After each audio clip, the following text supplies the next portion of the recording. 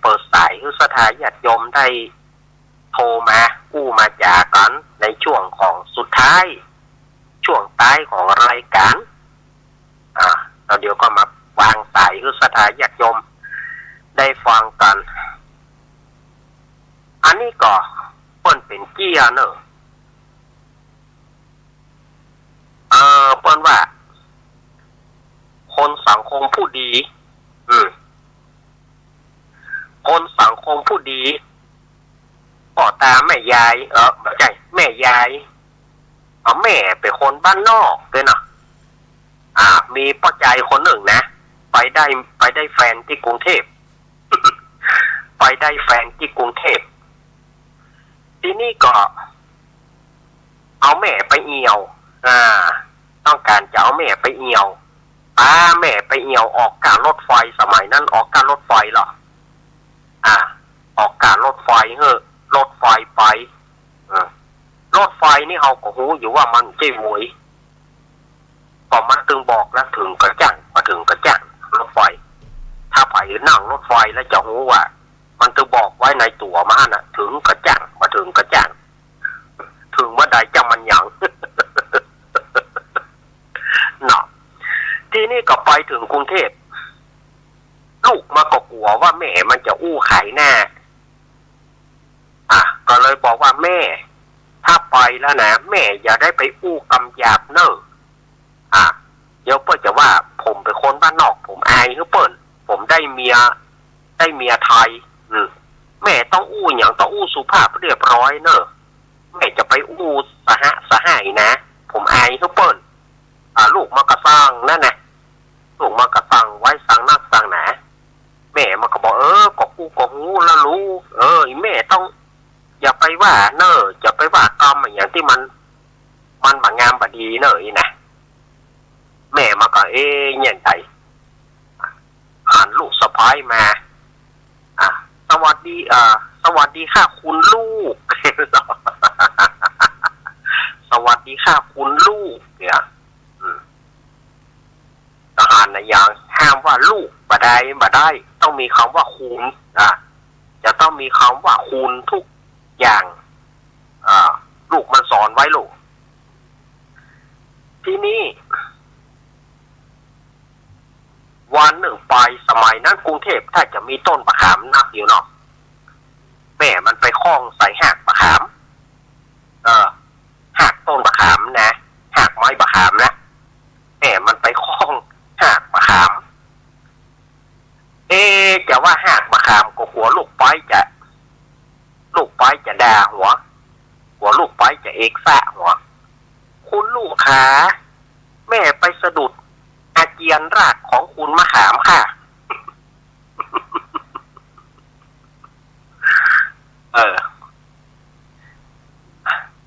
หักมะขามก็บอกว่านะคุณลูกขาแม่ไปสะดุดใส่อาเจียนรากคุณมะขามค่ะ อยู่มาวันหนึ่งไปหันใส่มากินกะทิเอามากินกะทิจะว่าอย่างไรคือลูกจีไปคุณลูกขามาดูคุณสุนัขสิคะคุณสุนัขกินคุณกะทิหมดแล้วค่ะ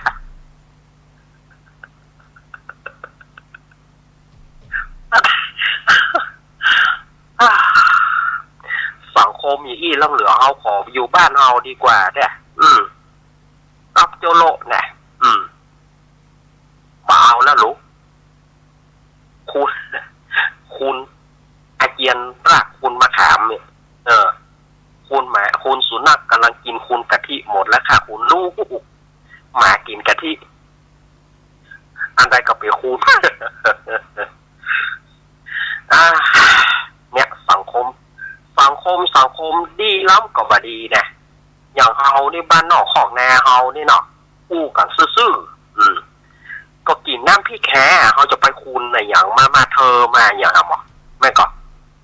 เฮากินน้ำพี่แค่ปลาบ้วงปลาทูเนี่ยสถาญาติโยมเฮากินมูนี่มาหรอแล้วเฮาจะไปอาตมาเขาตะโก ก่อนสมัยอาตมาอยู่กรุงเทพมีเพื่อนจากกรุงเทพไปอยู่กับเรานะเพื่อนเอาตุ้มไปเอาตุ้มไปเขาอยากจะปิกมาอยู่บ้านเฮาเนี่ยเขาอย่ามาอยู่บ้านเฮาเนี่ยพ่ออย่างอยู่บ้านเฮานี่ดูตั้งเขาจะอู้อันใดแต่เฮาบอกอู้เฮ้อกลุ่มหนึ่งกลุ่มใดเฮาบอกอู้เฮ้อส่วนหนึ่งส่วนใดได้รับความเสียหายเฮาบ้านนอกเฮาก็ตามบ้านนอกเฮาก็อู้ตามภาษาบ้านเฮาเนี่ยมันบ่ผิดบ่พวนอย่างลูกมันบ่ได้มันยาสาไทยอย่างลูก ภาษาบ้านนอกเนี่ยฮักก็ว่าฮักจังก็ว่าจังเนี่ยเขาอยู่กันไปอย่างอี้เราสดาญาติโยม เราอยู่กันไปอย่างอี้เขาจะไปอู้ แถมยังโอ้ยอันนั้นก็เป็นคุณนั้นอันนั้นก็เป็นคุณนั้นโอ้เขาบาดแจ้งเขาจะไปอยู่กรุงเทพสมัยก่อนเขาว่าไปอยู่ต่อไปเขาตุบะต่อถ้าปิกบ้านอย่างเดียว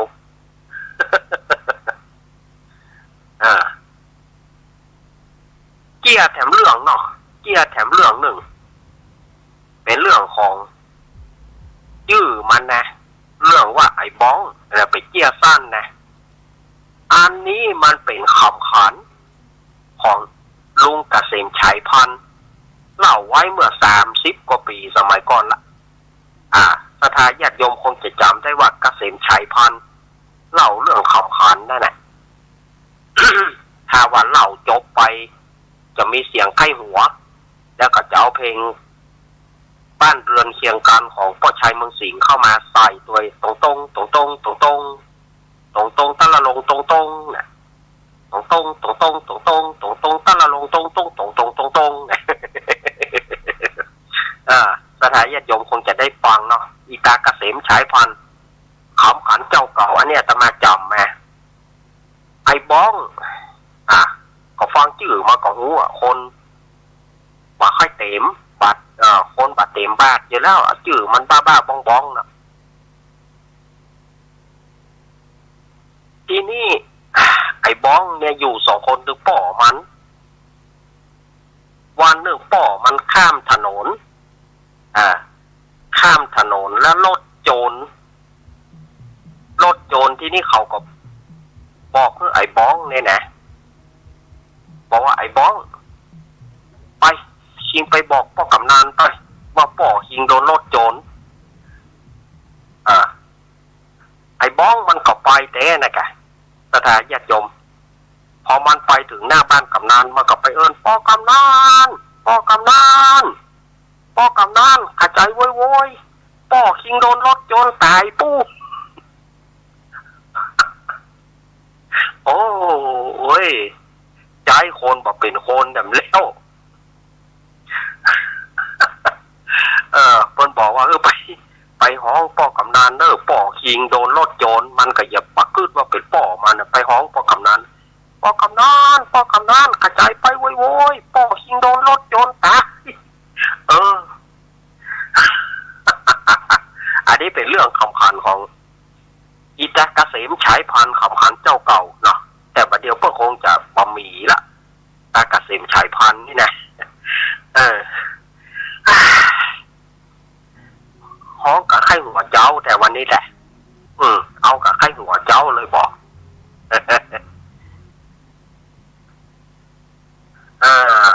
เอาสักเรื่องบอกเอามูฟังทำอันนี้ก็เอาจากเจี๊ยบตุลุงทองมาแล้วเนอะเอาติดเหล้าขึ้น104แต่คืนก็ได้ลูกแต่คืนก็ได้เหล้าแต่คืนก็จัดแต่คืนก็จัดรายการ3 ชั่วโมงบ่ไหวนอนท่าเดียวแต่คืนก็ได้เหล้านี่แทนบ่ได้ไปเหล้าที่104สักกำอันนี้ก็เอาเจี๊ยบตุลุงทองเรื่องขมุฟังธรรมขมุนี่เป็นภาษาของเปิ้นใช้ภาษาเดียวได้นะพอมีเสียงสูงกลางต่ำมันมีไม่เอกไม่ตีไม่โทมันมีอย่างละเปิ้นมีเสียงเดียวได้นะขมุนี่นะยองเอาหรือว่าเขินเปิ้นก็ยังมีเสียงขึ้นเสียงลงแต่ขมุนี่บ่มีเสียงขึ้นเสียงลง พี่น้องเจ้าขมุสุมาเนอะสุมาสถาญาติโยมที่เปิ่นเป็นขมุนะสุมาตัวที่จะต้องใจเฮียนเสียงเปิดตอนที่เปิ่นก็อาจจะขางเขาทำเนียมขางเสียงเปิ่นเนาะ อันนี้อาตมาจะมาเล่าอันนี้อาตมายืมจากตุลุงทองวัดโสภณารามแม่ริมเอามาเล่าตุลุงเพื่อเคยเล่าออกเทพในสมัยนั้นคนว่ามีขมุชื่อว่าลุงคำเขาห้องลุงคำขมุลุงคำขมุพอไปวัดพอไปว่าคำเตื้อพอเคยไปวัดไปว่าเมียมันจำไปสู่เนี่ยมาไปวัดท่องไปยังได้อันยังแม่ก็ได้บุญนะแกมันบุญจะได้บุญอย่างได้สู่ลงไปพอสะเตือหรอพอไปขี้ข้านเมียมันก็ลบเล้าอยู่คนเท่าก็จะดีแต่ยังพอไปวัดเด็กกันเนาะถ้าพอไปวัดข้าจะละสู่ละเมียมันว่าไอ้นะถ้าพอไปวัดข้าจะละสู่ละคนเท่าตายขี้ค้านพอไปวัดไปว่ามันรำคาญเมียมันเนาะไปก็ไปเอาคันดอกแม่อย่างมันอ่านเพื่อกำคันดอกมาไงจะกำคันดอกไปนะแล้วเมียมันได้สั่งกำแม่เมียมันเอิ้นมาว่าเนี่ยกูนี้ถ้าตู้เจ้าว่าอย่างใดคือสู่ว่าตัวเนอะเมียมันเป็นแน่จะบอกไปอย่างนะถ้าเปิ้นตั้งนะโมก็คือว่านะโมโดยเปิ้นพุทธังสารนังกัจฉามิก็คือว่าพุทธังสารนังกัจฉามิเนอะมันก็น่าจะเป็นอย่างนั้นนะแต่เมียมันไปบอกแบบอย่างว่าถ้าเปิ้นว่าอย่างใดนะถ้าตู้ว่าอย่างใดคือสู่ว่ากำนั้นคือสู่ว่าอย่างนั้นเนอะผู้คำเนี่ยงูแล้วประทามันย่อยเนี่ยมันก็ไปหรอไปถึงวัดเข้าวัดตู้เจ้าแปลกใจนะตู้เจ้าก็ตากมันเอาวันนี้ลุงคำมาวัดแกโอ้วันนี้ลุงคำมาวัดแกโอ้ลุงอย่างเฮียนปากเฮาลุงอย่างเฮียนปากเฮาปามาเฮียนปากกันนะปามาเฮียนปากกันนะจะเอาสกรรมดีกะเอาสกรรมดีกะตู้เจ้าตู้ก็มิ่งเนาะเอาคันดอกมาเอาคันดอกมาจะไปสกรรมดีกะจะไปสกรรมดีกะตู้ก็หักพ่อบ่ค่อยเนาะไอ้นี่นะหักพ่อบ่ค่อยเนาะไอ้นี่นะตู้ลูกมันก็ลูกตู้งอมใส่มันก็งอมใส่ตู้เมียมันว่าเราตู้อย่างใดคือตามนั้นเนอะชิงเจ้าอย่างใดชิงเจ้าอย่างใดตู้โจดมันน่ะตู้ไอ้อารมณ์ฮ้อนเนาะหัวฮ้อนเนาะตู้โจดมันก็โจดตู้ศอกมันก็ศอกตู้เข่ามันก็เข่าเอาล่ะยึงยังวันมาวัดมาว่าแตกกันตึงวันกันไปวันกันมาตกตึงคู่พอถ้าเอาเข้าสู่แม่ญาติโยมเนอะอันชิมุกตู้เจ้าโสตอตู้เจ้าสู้แหงมันแปรหรอมันตัวมันไถ่ใหญ่เนาะตู้เจ้าชิมุกโสดชิมุกมงออกมามันก็ยุ่มชิมุกใส่สลุงปีบ้านหน้าปูดหน้าเป่าปะดกปะเสียงเบียว่าอย่างไรหน้าปูดหน้าเป่าไปเอาบุญเอาหยักไปหยักปอดได้มาเฮียน้อยเดียวโสดออกคนดังตู้เจ้ามาได้น้อยเดียว เอาบะหมี่เหลือแล้วสถาญาติโยมอันเนี้ย อันเป็นกรรมที่ว่าเมียมันบอกก็มันเสี่ยงเนาะถ้าบอกก็มันเสี่ยงก็ ก็ดีนะเมียมันซ้ำบอกว่าถ้าตู้เจ้าว่าใดคือว่าอันหนึ่งมันก็ไปเมียว่ะคนที่บ่เคยเข้าวัดเนาะบ่เคยเข้าวัดนี่กลับนะแถมสักเรื่องเนาะแถมสักเรื่องหนึ่งที่เราตะกี้ขมูฟังธรรมแถมอันนี้ที่เราฟังธรรม ที่เราไปฟังธรรมมันแบบใจว่าตั้งใจมันจะไปฟังธรรมอย่างอะมันจะไปสวนและสวนมันอยู่หลังวัดที่เราคนนี้นะที่ไหนบอกว่าประเทศตำบ้านเอาเมืองบาละปะทะปุ่นเมืองบาละปะทะปุ่นไกลที่นี่มันไปหลังวัดพาหน่อยเตะทำพาหน่อยเรียบทำพาหน่อยเรียบทำสมัยก่อนนี่กำเพื่อจะเตะทำเพื่อเรียบอย่างก่อนหรอท่องคือมันขึ้นใจอย่างก่อนทีนี้มันไปหลังวัดมันเข้าไปสวนมันพาหน่อยเน้นหน่อยกำลังเรียบทำเปิ้นว่าอันว่าปูกาล่าปู่ใดใดฆ่าซัดก็ดีลักของเปิ้นก็ดีเล่นจู้สู่ผัวเมียก็ดีจุไล่กำสนสอเปิ้นก็ดีดื่มกินสุราเมลัยก็ดีเอกะมันไปฟังกำนั่นอ่ะปีกมาใส่เหล้าจนเมา มันว่าเน้นว่าอันเน้นว่าดีมดใส่เหล้าจนเมาทีนี้ก็เมียมันด่าหัวอย่างใดกินเหล้าอย่างกินแต่กินว่าของอย่างมันบาดีกับตัวสูนะบาดีอย่างใดสูจะไปหน่อยข้าไปมาแล้วไปไหนไปหลังวัดข้าไปสวนมาผ้าน้อยเรียบทำผ้าน้อยว่าดีมดข้าซัดก็ดีลักของเปิ้นก็ดีเล่นจู้ก็ดี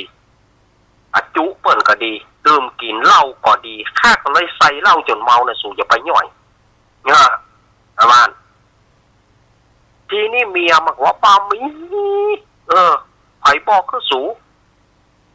บะหมี่ทำพวกไหนเปิ้นว่าดีสุจะไปเหลือแค่แน่เถียงมันตึงแปะเมียมันก็ว่าเอาอีบอก ขอนิมนต์พระเปิ้นมาเตะทำที่บ้านบอกได้เลยนี่เนาะได้เลย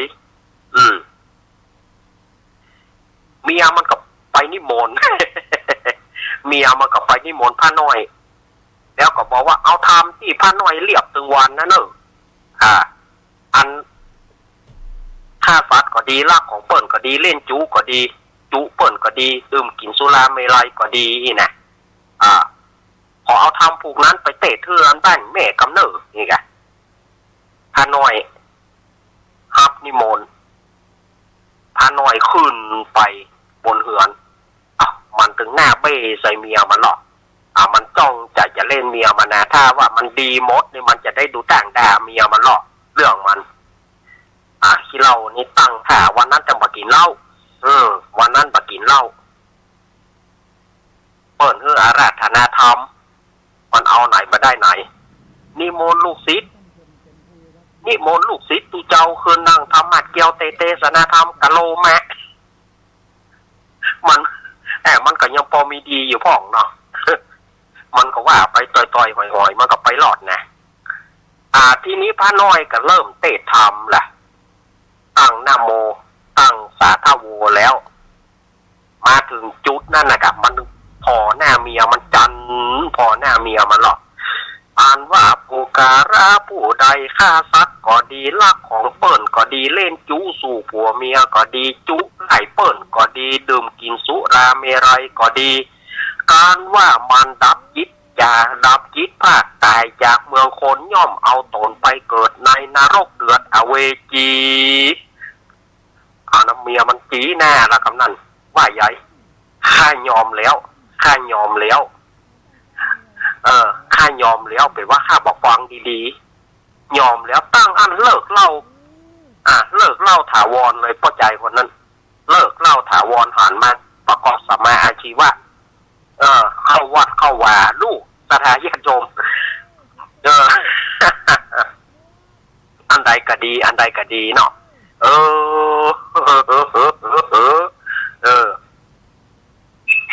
อันใดก็ดีหมดหมออันใดก็ดีหมดนะสถาญาติโยม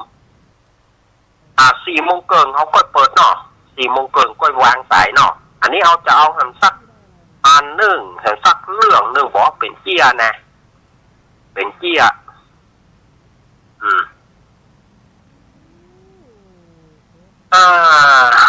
จะเอาเจี้ยเรื่องอย่างดีฮะ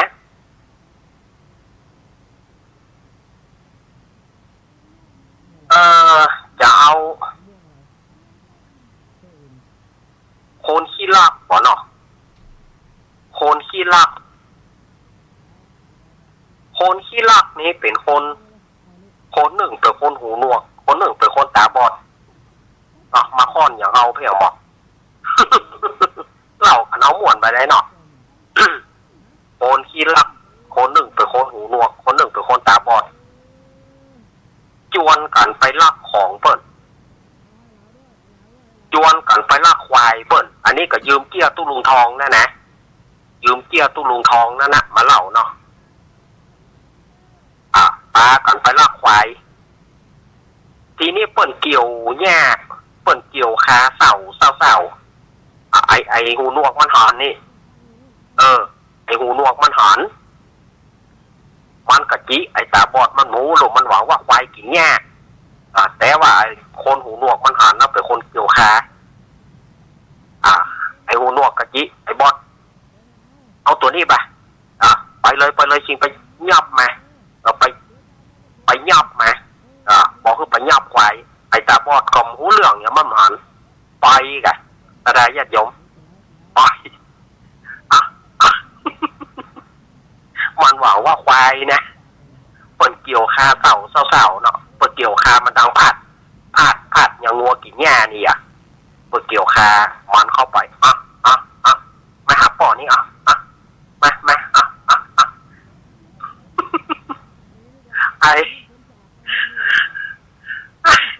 ไอคนหูหนวกเปิดแล้วเลยคนตาบอดจุเข้าไปยับไว้คนตาบอดก็มันจะไปงมหาเชือกมันเนาะมาปอกมานี่เนาะทีนี้ไปตัดมันเตียวไปตัดก้นคนเกี่ยวคานะไปตัดใส่ก้นคนเกี่ยวคาพอดีสุดท้ายญาติโยมเนอะคนโต๊ดอุ่มดังมันคนเกี่ยวคาโต๊ดอุ่มดังมันโต๊ดเราโพดดังมันไปแค่นี้เจือกไม่เงาอันได้เอาปอแจ่มาแปลงเจือกเจือกเหม็นเงาปะ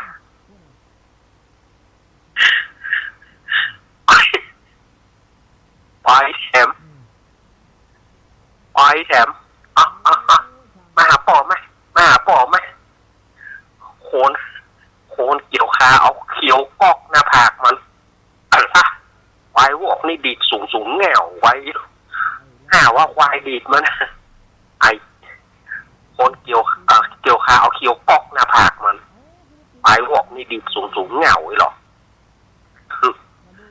แหมปั๊มเมื่อคืนมาจวนกันไปลักไก่อันนี้มาก่อนจะอยู่ในทีมที่เพลงที่ปหลวงพรเปิ้นว่านั่นนะแต่เปิ้นก็ก้อนเอาจากของตู้ลุงทองนั่นนะจวนกันไปลักไก่เล้าไก่มีปืนกระล่างหรอสมัยก่อนเพิ่นมีเล้าไก่ไว้ปืนกระล่างยันลุ่มทางบ้านมีเล้าไก่อยู่ทีนี้ไปถึงปืนเฮือนเพิ่นไปถึงใกล้เล้าไก่ไอคนตาบอดมาตอนนี้มันจะซับซ้อนเลยเนอะคนตาบอดบอกคือไอหูหนวกจะให้ยับมานี่นะให้ยับมานี่นะที่จะไปปากเนอะอีกะหามันดูว่าเอี้ยนะที่จะไปปากเนอะไอคนหูหนวกมันบ่ได้ยินอย่าเอาไก่แม่กาบโอ้ยที่จะไปปากดังเอาไก่แม่ดำโอ้เนาะก็ได้อย่าโดนเนอะไอ้นี่นะเอาแม่โมนเจ้าเปิ้นเจ้าหูไก่ปูเจ้ามันอยู่บนเฮือนไอ้แม่กาบแม่ดำแม่โมนปูโจงนั่นมาไอ้อีกเจ้ามันไอ้หูหนวกมันเปิดแล้วมันหันนี่มันโหล่นเรือไอ้ตาบอดโหล่นไปโหล่นมาตามบ้านนั่นนะโหล่นไปโหล่นมานี่ไปย่อมปืนขี้มาสมัยก่อนนี่ปืนขี้มานี่คือว่าเปิ่นสระน้ำเปิ่นนะสระสางล้างสวยอย่างเปิ่นสระน้ำแล้วเปิ่นเอาถอกลงน่ะปืนขี้มามันหวังว่ากลางโต่งโป้งแล้วบอกเฮ้ยจอยไปยังเจ้ามันไปมาจอยมาตอนนี่โล่น โหล่นแหวกไปนั่นน่ะมันมาโน่ไอ้หูหนวกเปิดละทีนี้ไปสอนอยู่กับนั่นเจ้าเปิดลักโผพอห้อยตีนไผ่ฮะก็ได้เป็นลูกใจของข้านะกะมันตีแถมเอาปลามามันไปย่อมใส่ปลาตำตานะปลาตำตาหรือว่าผักนะที่เปิดเอาคอขี้ควายคอขี้งัวขี้ควายมันไปย่อมใส่ปลาตำตาเนาะก่อนปลาตำตาบุ๊บหน้าผากมันโบ๊ะมันหวังว่าเจ้ามันบุ๊บโอ้ยบาใจฆ่าคนเดียวไอเขียวหูหนวกแคมโคนได้ตึงหมดได้ตึงไอหูหนวกได้ตึงไอตาบอดได้ถึงยับถึงสองสตาญาติโยมเป็นเกี้ยเหล่านิทานสู่เป็นเกี้ยเหล่าฮือกันฟังเนาะสตาญาติโยมละเหล่าเกี้ยคลายเครียดมาฮือสตาญาติโยมได้เครียดอย่างนักเนาะตื่นเจ้ามามีแต่ความสุขความเจริญกินข้าวลำน้ำลงบอกอาตมาจะวางสายเนอะอาตมาจะวางสายช่วงเวลาที่เหลือ0837611775เอาไผที่ไหนจะโทรมากับอาตมาวันนี้ก็ว่ามีคนฟังก็ว่ามีคนฟัง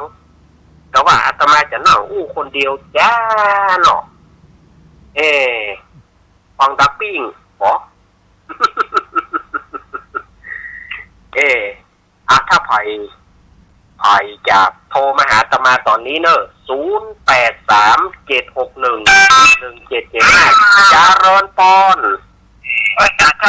แม่เพนคนสู้ชีวิตมาแล้วชัดเจนกันแน่เน้นหัวกันแน่คนเน้นเป็นหัวนี่เป็นหัว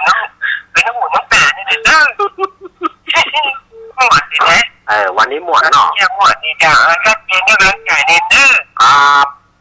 ไม่ใช่จ้ะแม่เพนคนสู้ชีวิตไม่มีลิมิตชีวิตเกิน10,000แล้วสายที่2เจริญปอนแกไม่สาดแน่แม่สุกเกี้ยววันนี้ก็มีบุญถึงวันนะตื่นขึ้นมีลมหายใจได้ฟังเกี้ยฟังนิทานกับลูกเมนเด้อแม่สุกเกี้ยวศิลปรที่มันองหลับปูนเด้อเจ้าเด้อ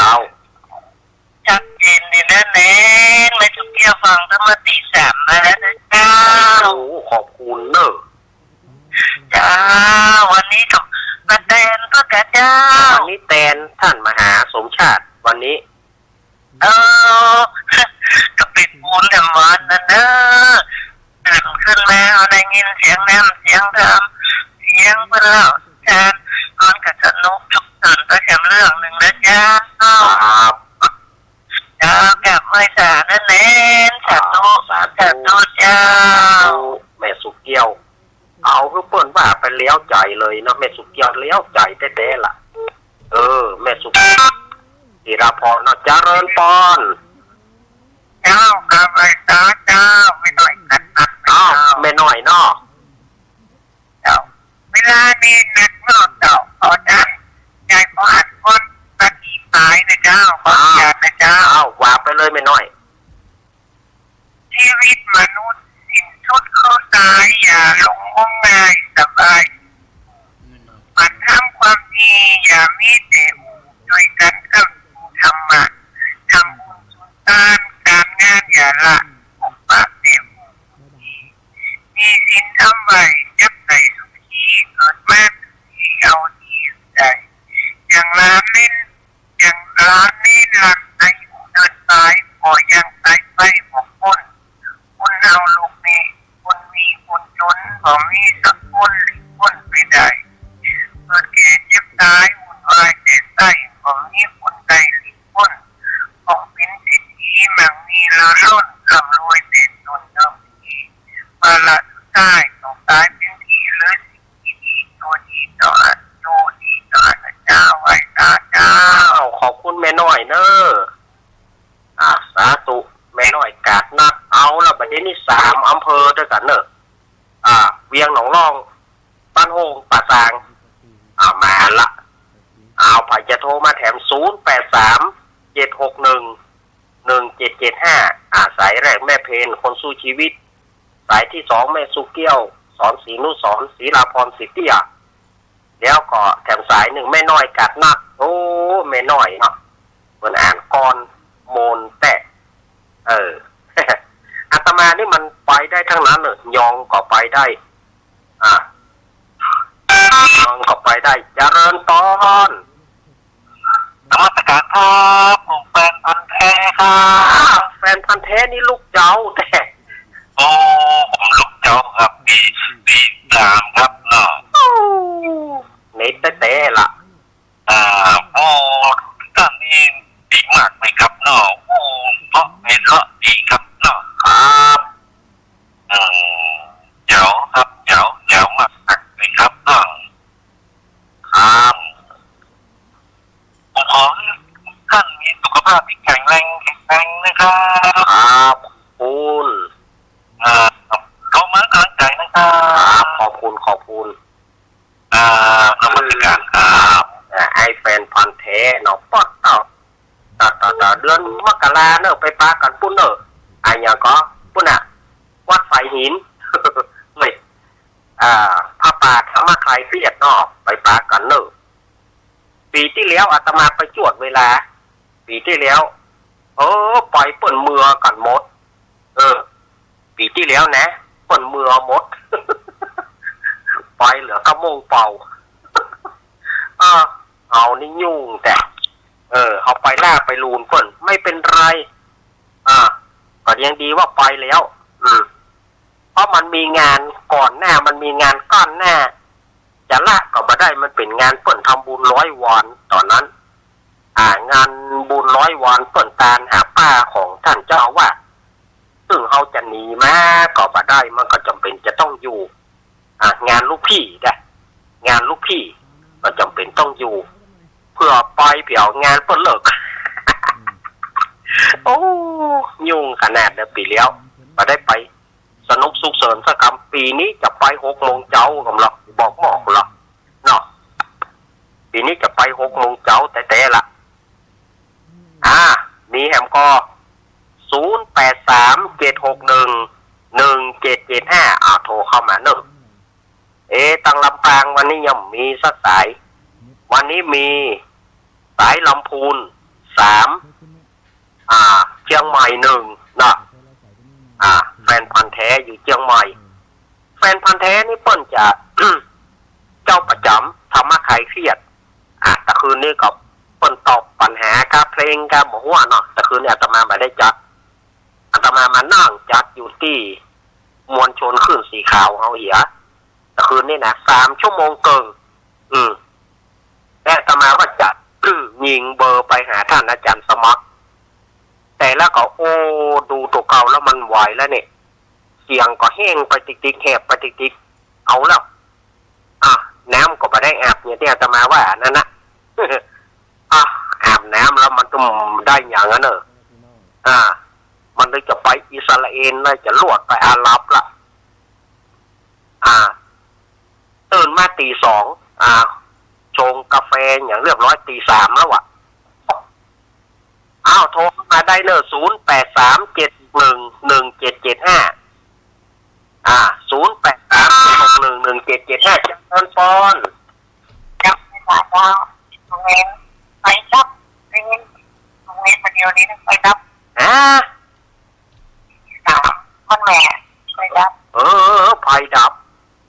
เจ้ากันแล้วไม่ได้แม่ยังปะแม่พิสมัยแม่พิสมัยวิไลศักดิ์เนาะลาแม่พิสมัยวิไลศักดิ์ล่ะไปดับไฟดับเหรอชื่อแหลมอันก่อนเนี่ยได้ว่าลำปางอย่างหายแซบหายสวยคือแค่จะมาดับก็แม่ดับมาดับเจ้าเฮ้ยได้ยินแล้วเนาะเจ้าครับยินดีเนอะแม่เนอะแม่พิสมัยนางแลคนก็ห้าผ้าป่าจะมา10 กองเนาะ โยมแม่สุมาเนอะแม่พี่สมัยวางสายลูกเน้นจิม เรื่องเช่าเนี่ย อ้าวไฟดับอีแม่ถ้าจะอีทหน่อยเนาะ เอาล่ะสุมาเถอะเอาอาตมาญาติโยมโทรมาใหม่เนอะ0837611775โอ้เอาล่ะอยู่เจริญปอนยายพรปิดวิทยุก่อน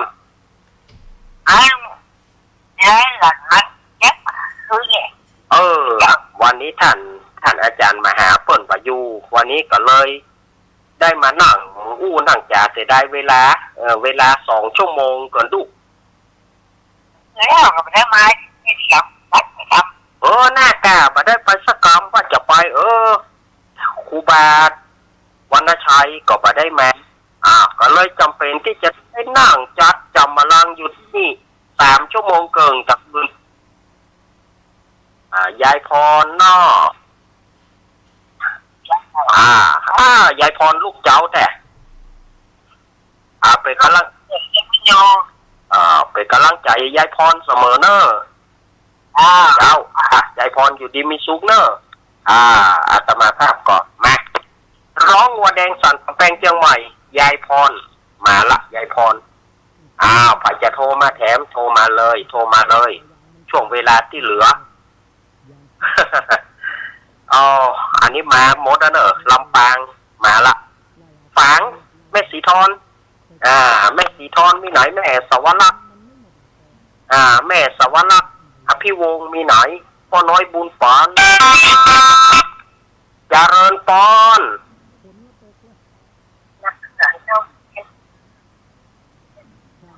แม่สีเนาะบ้านเขื่อนยางลำปางว่าจะได้หาแม่สี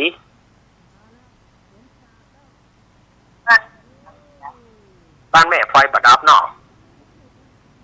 ทางบ้านแม่พิสมัยทางห้างชาร์จผู้ไฟดับเนอร์ว่ะ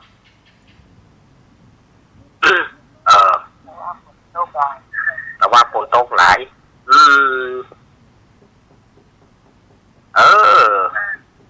เอาฝนตกหนักแต่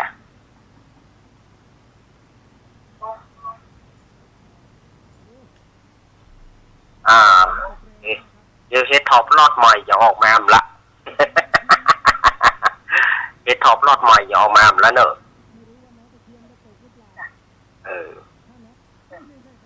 เนาะยินดีแม่สีเนอะเจ้า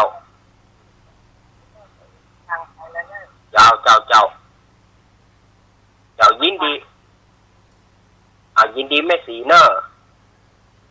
เอาละสถาญาติโยมก็ยินดีเนอะแต่ว่าอาตมาไปลดจำนวนเปิ้นฮับซาวของแต่อาตมาไปโลดเปิดเหลือ10 โอ้ยหัวเอานี่เนาะ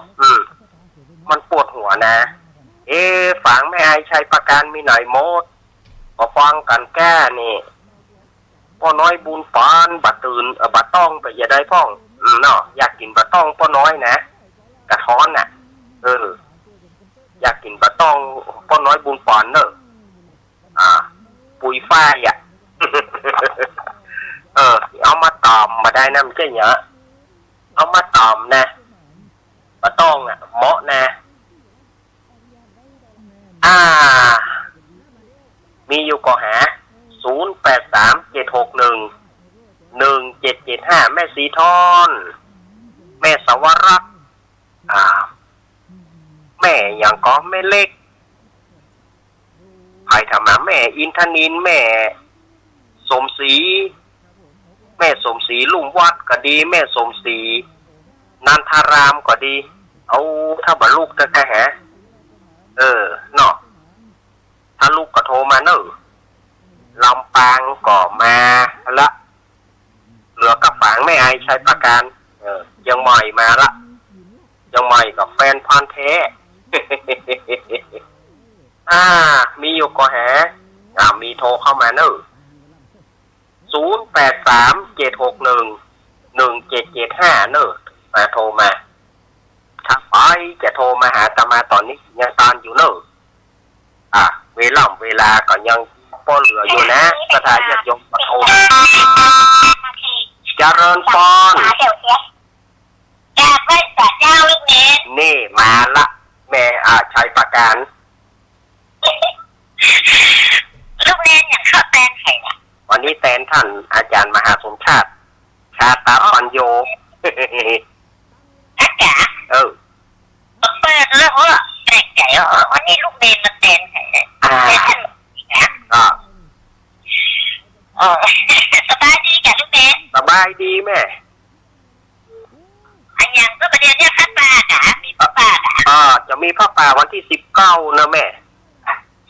19 กรกฎาคม19 กรกฎาคมวันห่อนะเนอะเป็นวันหอกอ่ะเดี๋ยวท่านอย่างใดเรียกโยมแม่อันสอนจานฐานเนอะโอ้นี่เก่าเนาะได้เลยเจ้าไว้สาเจ้าลูกเอ็น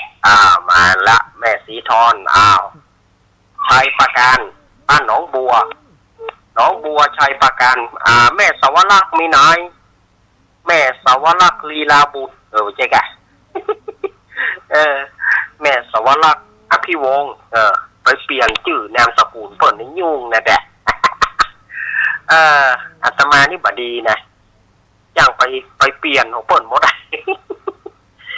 อันใดมันเท่เนาะเอาเท่ๆหน่อยกันเนาะแม่สวรักษ์อภิวงศ์แม่เล็กแม่อย่างกันพ่องฮะที่อันปางแม่อายชัยประการนี่มาสายด้วยหล่อถึงบัดโทรเอากำเลี้ยวหอ เจ้าก็ได้ใบก็ได้ข้อก็ได้แต่โทรเอาสักคน มีอยู่ก็หามีกระโทรมาเพนั่ง0837611775เนอะ0837611775เจริญปอนแม่บัวพัดเนาะแม่แสงแม่วางแม่สุธาตดีมูลสุมาแต่แม่สุธาตเหยโทรมาได้ก่อนมันตันเลยมันไม่พูดซาเนาะเจ้าแม่สุธาตว่าจะได้ฮะกำลังใจเนาะแม่สุธาตเนาะไก่ป้นขันม่วนแต่แม่สุธาตครับแม่สุธาตดีมูลแสนพรหมแม่วางนะแม่ไม่อุ้มแม่วาง แม่บอกอุ้มแม่วางเนอะแม่สุทัศน์ดีมูลเนาะวันนั้นก็เหมือนได้ยินเปิ้นนะที่หนองเหียง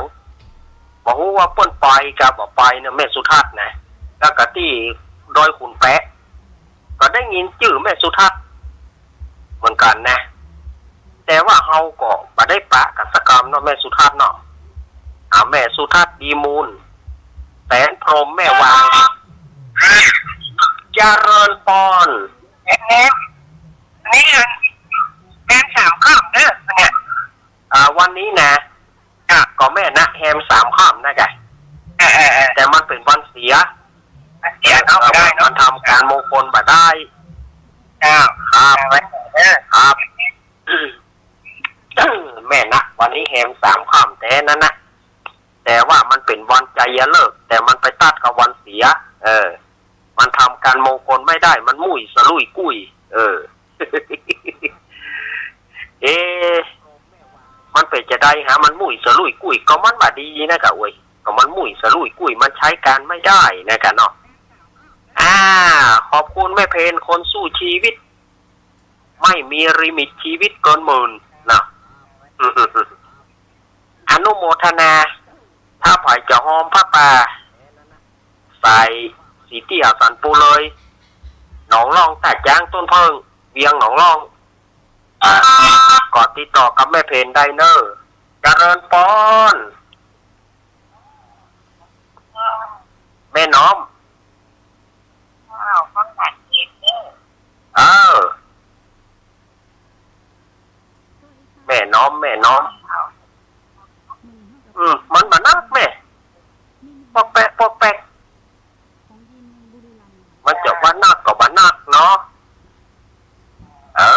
ยินดีแม่น้อมเนอะมาละแม่น้อมเฮาตาจังแม่บัวคำแม่บัวคำจีนาแม่จันนวลกันทมูลแม่จันนวลกันทมูลบลูกแก่ๆเนาะเอาวันนี้มีอุบาสกมีเทวบุตรตนเดียวเป็นพันแท้นอกนั้นเทวดาทั้งนั้น เทวบุตรมีตนเดียวนอกนั้นเทวดาทั้งนั้นเนาะวันนี้เทวบุตรบรรลุสักตนนี่ก็เทวดา ป้อน้อยบุญศรียานะก็เติงหาอยู่เนอะป้อน้อยบุญปานมโนครปะต้องใหญ่หรือยังนะหน่วยกระท้อนหน่วยปะต้องใหญ่หรือยังป้อน้อยเนาะอยากกินปะต้องปุยฝ้ายนะ มีอยู่ก่อนนี่มีอยู่ก่อถ้ามีกระโทรเข้ามาเนอะเต่าที่เวลาเหลือแถมสักประมาณสัก2 สายสดาญาติโยมแถมสัก2 สายน่าจะตันน่าจะพอดีรายการอื่นเปิ้นจะมาท่าอยู่เนาะมีก่อแหโอวาแปะมือใครกดเร็วโอวาแปะมือใครกดเร็วโอวาแปะมือใครกดเร็วพอจะมาตันอยู่แถมสัก3 สายถ้ามา0837611775แม่มาริวันพี่ข้องงานแม่อายมีหน่อยเยรพีพันธ์มีหน่อยดุกท้องหาเปิดโมนาแม่กนกพิษชัยนาแม่กนกพิษที่งานขุนแปะก็มาได้ปะกันที่งานหนองเฮียงก็มาได้ปะกันเนาะแม่กนกพิษเนาะสบายดีก็หาแม่กนกพิษนี่เปิ่นเคยช่วยอาตมาเมื่องานแม่เนาะเปิ่นก็ตึงสังฆทานตึงมดเปิ่นช่วยมา 3,000 บาทอาตมายังจำได้อยู่นะแม่กนกพิษเนาะพอดีมาถึงงานหลานที่หลานเสียอาตมาบัดตันบัดได้บอกฝ่ายสักคนเนอะเอาวิทยุก็บัดดีตัวอย่าเรินปอนนมัสการค่ะแม่กรแม่กรตื่นเช้าเนาะฟังตั้งแต่อันเน้นเปิดเลยค่ะแม่กรวันนี้เนาะพี่การเนาะเชื่อเนาะครับกับสวัสดีแม่กรกมลเจฝากสวัสดีแม่กรตัวว่ะได้ยินละเจขอบคุณนะสวัสดีจ้ะเมื่อคืนกับวันดีอันการคิดถึงอันมาได้ฟังนิทานกันเนี่ยเสียดายแต่คืนนี้กับเมามาจัดรายการนั้นเป็นท่านครูบาเนาะค่ะครับอันได้ยินเหมือนกันแล้วทีนี้ว่าเดี๋ยวอัน4 ทุ่มจันคงจะเข้ากลับมาได้เข้าก็3 ชั่วโมงครึ่งแม่กร3 ชั่วโมงมาราธอนเลยเพราะว่าที่สายหินก็ไม่ได้ออนไลน์เนาะก็เลยไม่รู้จะเปิดโทรศัพท์ก็ไม่ได้เพราะว่าโทรศัพท์ที่สถานีมันไม่ดีเนาะก็เลยชุมสายกันเนาะเมื่อคืนนี้นะของลุงหน่วยบ้างเนี่ยจ้ะให้หัวกันไปม้วนกันไปไอ้พงนะช่วยหลวงเนี่ยนะมาช่วยกันม้วนดีจ้ะครับเดินไหนเด้อครับผมแม่กรเป็นกำลังใจเด้อครับแม่กรนมัสการค่ะครับแม่กรกมลมาแล้วตอนอันนี้ก็ทุกรายการบอกว่าคลื่นสีขาวบอกว่าคลื่นธรรมะคลายเครียดแม่กรไปได้ทุกที่ทุกทางนะแม่กรม่วนดีแม่กรเพิ่นเข้าใจถึงกำเมืองเอาเพิ่นว่าถึงจะอู้บ่ได้ 100% แต่ก็มีใจเป็นคนเมือง 100% ดีแล้วเนาะแม่กรเนาะขณะนี้เวลามีอยู่ก่อนนี่6 นาทีแถมสายเดียวเพิ่มสายเดียวฝ่ายจะมาปิดได้อาตมา ถอยมาปิดใต้โอวาป่งโอไปยังไง โอป่งผ่านสายเดียวนะอย่าตมาจับอย่าลาละถ้ามีภัยเคยลาแล้วนะ1 2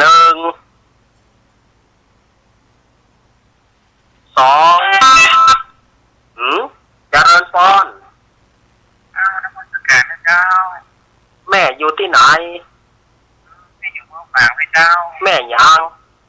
แม่อำพานเจ้าแม่อำพานนี่เนาะเมืองฝางเนาะเจ้าว่าจะได้แม่แม่ฟังมาดีเวลาเจ้าเต็มได้โทรมาเลยเจ้ามาได้โทรเนาะสายนี้สายครั้งนี้ครั้งแรกเนาะ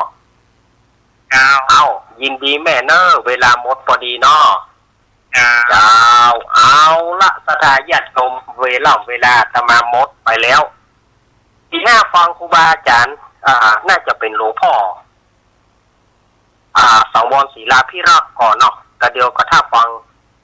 รายการของเปิดต่อไปเนาะที่จะมาต่อจากรายการอาตมานี่นะอาตมาก็ขออำนวยโจกคือสถาญาติโยมอยู่ดีมีสุขเหมือนกันเนอะขอบคุณเจที่ควบคุมเสียงเฮ้อเนอะครับผมสาธุขอบคุณนักเนอะก็อาตมาขออำลาก่อนโอกาสหน้าฟ้าใหม่ก็ปะกันดีๆใหม่โชคดีวันนี้จัตตารโอธรรมวัฏันติอายุวันโนสุขังพระลังขอเจริญ